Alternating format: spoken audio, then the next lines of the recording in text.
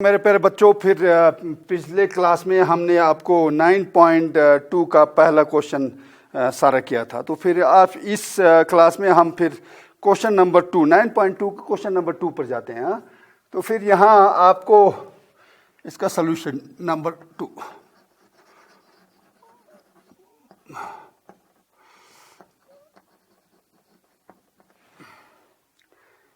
Find the area of rectangles. ये सारा आपका रेक्टेंगल है, ये एक रेक्टेंगल का दो साइड है, ये एक रेक्टेंगल का दो साइड। इसी तरह ये जो जितना भी ब्रैकेट में है आपका, वो रेक्टेंगल का दो साइड ही है। तो फिर उस सूरत में आपको क्या करना है, यहाँ पर फाइंड द एरिया पता करना है। एरिया का मतलब क्या हो गया, लेंथ इंटू ब्रेथ हो गया। With the following pairs of monomials, ये जोड़ी दिया हुआ है, पेयर्स जोड़ी हो गया मोनोमियल्स। एक मोनोमियल पी है, एक मोनोमियल क्यू है। पी लेंथ है तो क्यू ब्रेथ है, या विड्थ है।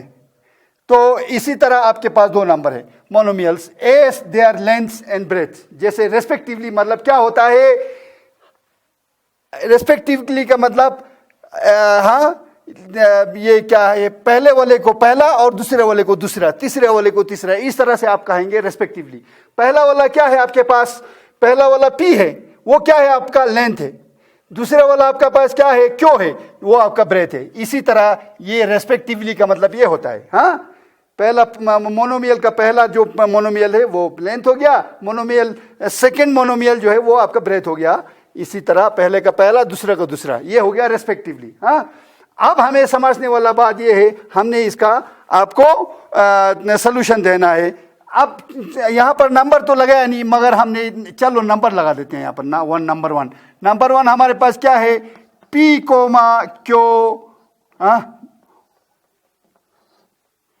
ये क्लोज इंटरवल या bracket P coma Q close bracket, ये आपका हो गया। अब इसका हमें सॉल्यूशन देना है। सॉल्यूशन के लिए पहला वाला क्या है आपके पास, लेंथ है, यहां पर लिखना पड़ेगा लेंथ ऑफ रेक्टेंगल है, समझा।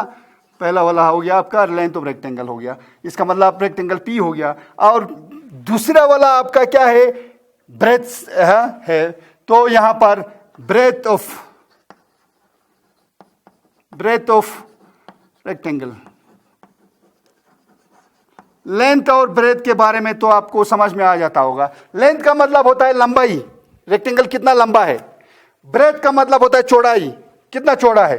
तो ये हो गया आपका चौड़ाई, आपका क्यों है रेक्टेंगल। अब हमें क्या पता करना है, यहां पर लिखा है फाइंड द एरिया पता करना है, एरिया ऑफ रेक्टेंगल।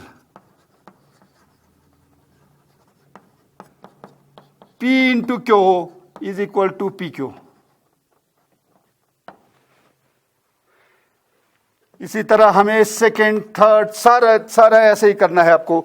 सेकंड आपके पास है, थर्ड आपके पास है, वो सारा आपने ऐसे ही करना है। सेकंड आपके पास क्या है, देखो आप 10m, 5n, तो आपके पास फिर यही लिखना है length of rectangle, breadth of rectangle. अभी थोड़ा फास्ट करना पड़ेगा क्योंकि हमने समझा दिया आपको। तो एरिया ऑफ रेक्टेंगल, चलो आपका हो गया length of the rectangle 10m और ब्रेथ ऑफ रेक्टेंगल हो गया 5n। 10m multiplied by 5n, इसका मतलब 10 5 50 mn।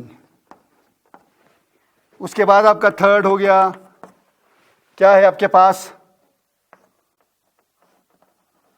20x square, 5y square. अब इसका भी वही लिखना पड़ेगा फिर।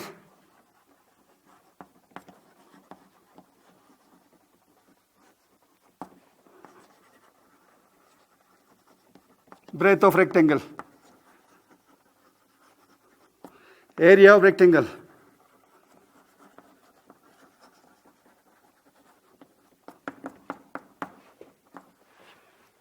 ये आपका हो गया 20x square, 5 Y square, 20x square multiplied by 5y square is equal to 20×5 x square y square.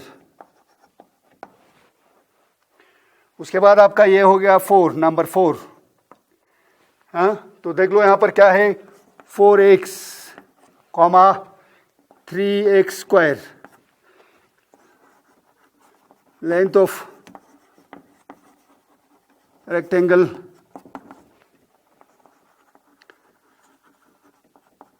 breadth of rectangle और area of rectangle।